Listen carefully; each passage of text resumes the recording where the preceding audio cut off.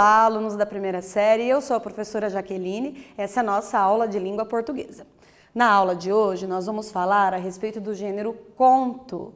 Nós vamos aqui reconhecer, então, algumas características desse gênero e vamos nos aprofundar na significação de algumas palavras. Vamos à leitura? Uma Casa de Muro Branco, por Márcio Benjamin. Um pessoal até então humilde, que tinha recebido de herança de um tio distante uma casa grande, boa, encavada na pontinha da cidade.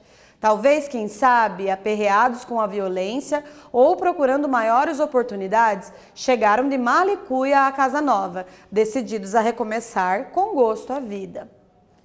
Nesse caso aqui, é possível perceber nos dois parágrafos iniciais uma das características da escrita do autor Márcio Benjamin. Vamos localizar essas características? Você tem um tempinho para analisar, daqui a pouco nós retornamos.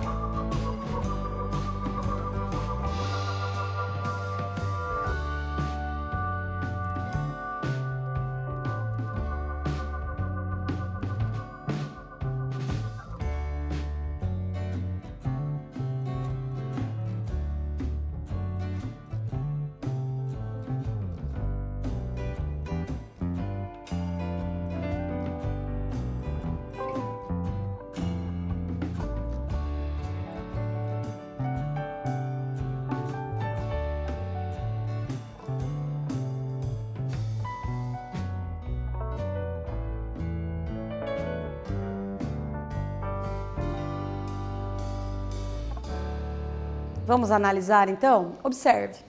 É possível perceber nos dois parágrafos iniciais uma das características da escrita do autor Márcio Benjamin. Vamos localizar essas características. Um pessoal até então humilde, que tinha recebido de herança de um tio distante uma casa grande e boa, encavada na pontinha da cidade. Talvez, quem sabe, aperreados com a violência ou procurando maiores oportunidades, chegaram de mala e cuia. Então, a característica dele aqui é usar essas expressões mais voltadas para o coloquial, como, por exemplo, encavada na pontinha da cidade, aperreados e mala e cuia. Continuando a leitura. A tiracolo traziam umas pequenas bugigangas, um menino pequeno demais para sentir saudade e muita vontade de trabalhar. foi suficiente porque pretendiam abrir uma sorveteria, ainda novidade no interior daqueles tempos, e começaram a fazer dinheiro se aproveitando daquela agonia que era o mormaço do sertão. Então aqui, a tiracolo, como diz, quer dizer que eles trouxeram com eles algumas bugigangas. Um menino pequeno demais para sentir saudades, quer dizer que o menino não sentiu saudade do local de onde eles vieram, né? E muita vontade de trabalhar. Eles queriam abrir uma sorveteria e nesse lugar fazia muito calor. Então eles provavelmente iriam se dar bem. Com muito trabalho à vista e a falta de mão de obra, a mulher, contrariando o pensamento da época, precisaria colocar o pé no batente e ajudar o marido na loja. E o menininho não podia ficar só. Aqui nós temos uma marca temporal que indica como era a vida das mulheres naquele período.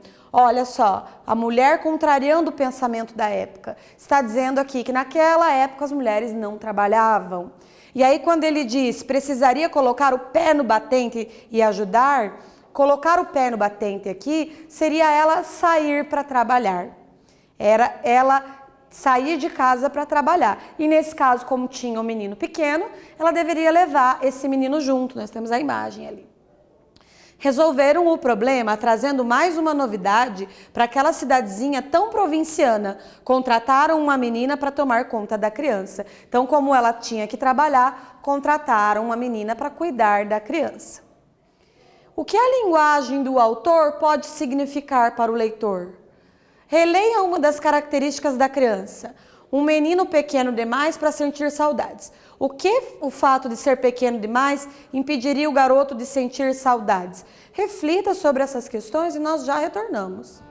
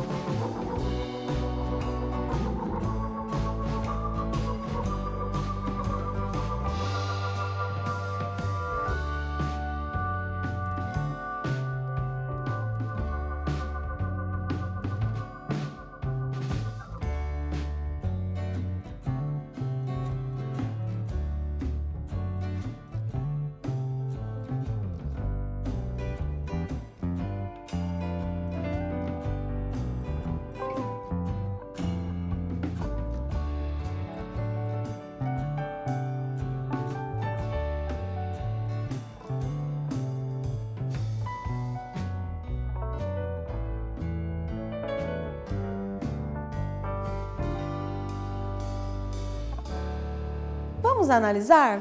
Então aqui, nesse caso, o autor potiguar, que é do Rio Grande do Norte, traz para os seus textos uma linguagem simples, quase que coloquial, aproximando o leitor das histórias contadas oralmente, como por exemplo quando ele diz colocar o pé no batente, vieram de mala e cuia. Todas essas são expressões coloquiais, expressões mais usadas no dia a dia. Geralmente os textos mais sérios não trazem essa linguagem. No entanto, o conto, como é um texto literário, ele dá ao autor essa possibilidade de ter essa aproximação com o leitor, a possibilidade de ter ali uma linguagem que case com experiências do leitor, que faça com que o leitor se aproxime desse texto.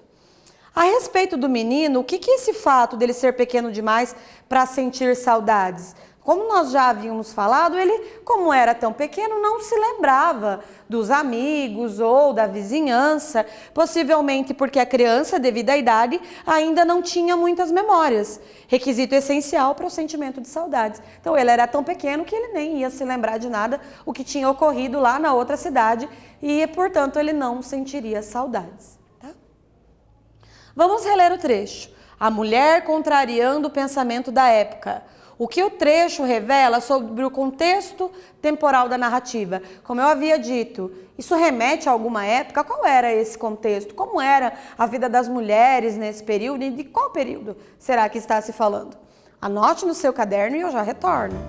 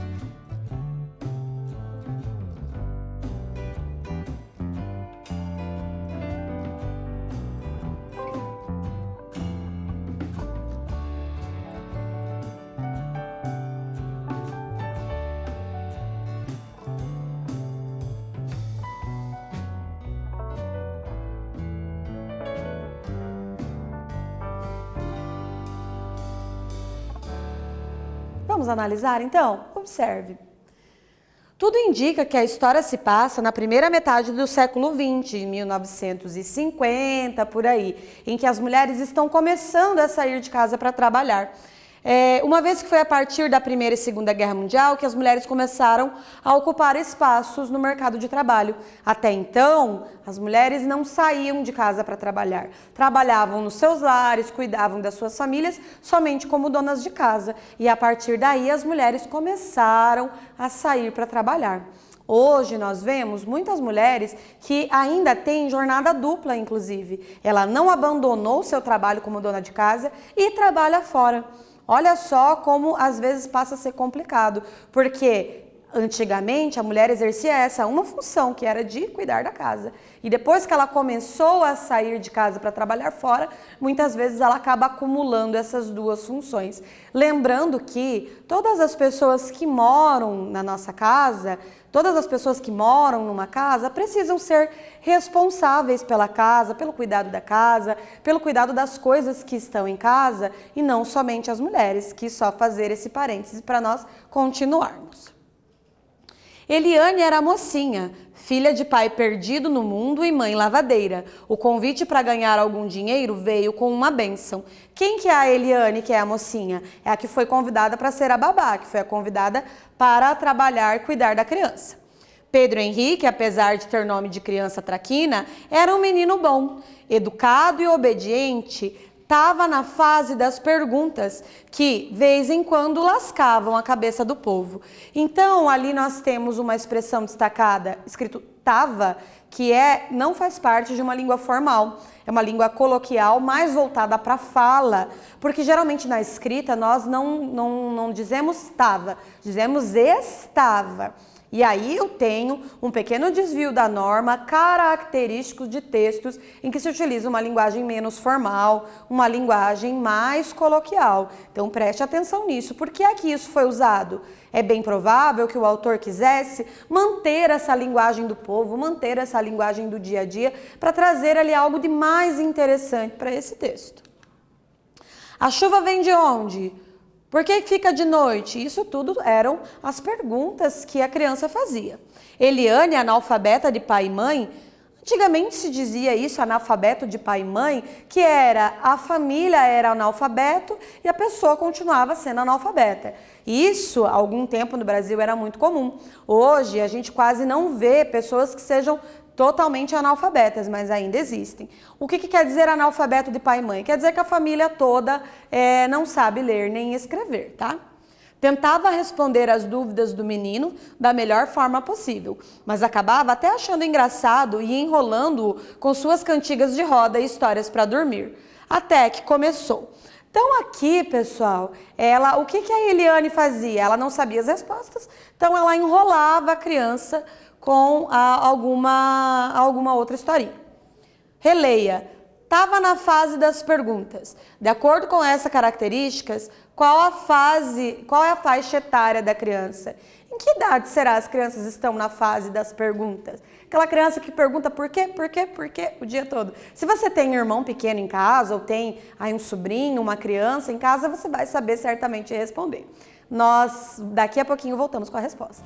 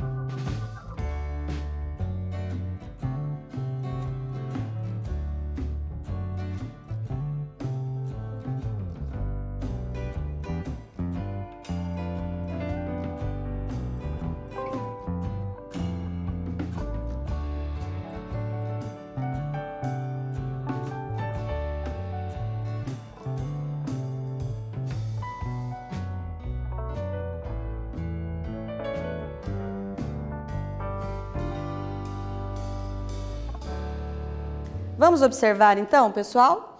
Conforme alguns estudos de psicologia, a fase das perguntas inicia-se a partir dos 3 anos de idade e se estende até mais ou menos os 6 anos. O que isso quer dizer? Que essa criança ali do texto, ele estava aí mais ou menos nessa faixa etária. Na aula de hoje, pessoal, nós tivemos contato com um conto de mistério. Vocês puderam observar lá pelas tantas no conto que havia ali um certo mistério de algo que vai vir para frente. Ficou ali implícito e diz assim, a partir daí foi que tudo começou. Então, o mistério, ele estava ali escondido e ele vai estar no restante do texto, quando você puder ter contato com o restante desse texto. E a narrativa de mistério, ela se caracteriza por criar em nós o anseio de lermos a próxima página. Então, esses contos, o conto de mistério, ele tem essa característica de prender o leitor. Então, ele não é exatamente um conto de terror, mas ele tem essa característica de criar, de instigar uma certa curiosidade. Os contos, em geral, são textos curtos, são narrativas breves, em que nós temos poucas personagens. Nesse caso, nós tivemos ali apenas 4 personagens, o pai, a mãe, a criança, mais a babá. O que será que vai acontecer com essas personagens? Que mistério será que envolve essas personagens? Exercite aí a sua mente para pensar o que será que poderia vir a acontecer ali naquela cidadezinha em que essa família mudou para para construir uma vida melhor, para ter uma sorveteria e começar a trabalhar. O que poderia vir a acontecer? Lembrando que no conto, todo o acontecimento, ele é rápido. O conto é como se fosse uma fotografia, diferente do romance, por exemplo, que seria um filme. Então, nesse conto, vai ser um recorte da vida dessas pessoas. É um recorte no tempo. Essa época ali que essa criança tinha entre 3 e 6 anos, aquela época em que eles se mudaram para essa nova cidade. Então, nós temos ali um recorte na vida dessas pessoas. Por isso que o conto, ele também é reduzido em tempo. Então, ele não vai falar de uma vida inteira, por exemplo, da criança. Ele não vai contar a vida inteira de uma pessoa. Ele vai contar ali um recorte no espaço-tempo. Também o espaço que essas pessoas frequentam também é um espaço reduzido, e aí nós temos poucos lugares sendo frequentados, diferente de um romance ou uma novela em que nós temos vários lugares e várias personagens transitando por vários espaços. Nós também não temos grandes descrições, as descrições são reduzidas, são menores. Só que não se confunda, pessoal, porque o conto, ele não deixa de ser uma história completa. Apesar dele ser uma história mais direta, que vai direto ao ponto, ele tem começo, meio e fim. É uma história completa. Nós vamos, na aula de hoje, nós também deduzimos o sentido de algumas palavras e expressões usadas no texto literário e tentamos entender também qual era o sentido e por que o autor utilizou aquele tipo de palavras. Por exemplo, nesse caso, o autor utilizou uma linguagem mais coloquial, utilizou uma linguagem que se aproxima da fala, uma linguagem que faz com que nós consigamos aí entrar um pouquinho na história, né? E isso faz parte da característica do autor. Nós lemos e interpretamos um conto de mistério em que o autor utiliza uma linguagem simples, quase coloquial, aproximando o leitor às histórias contadas oralmente. Então, o conto de mistério, quando contado oralmente, ele também pode vir a criar maior expectativa. E essa questão de nós termos aí o autor trazendo essa linguagem coloquial, nos mostra aí uma certa aproximação entre o autor e o público. Também a maneira como o autor coloca o narrador faz com que a gente se aproxime dessa linguagem mais simples, essa linguagem que se aproxima do leitor. Então, na aula de hoje, nós tivemos a oportunidade de ler um conto. Espero que vocês tenham gostado e que passem a ler mais contos de mistério. Obrigada pela presença de vocês e até mais!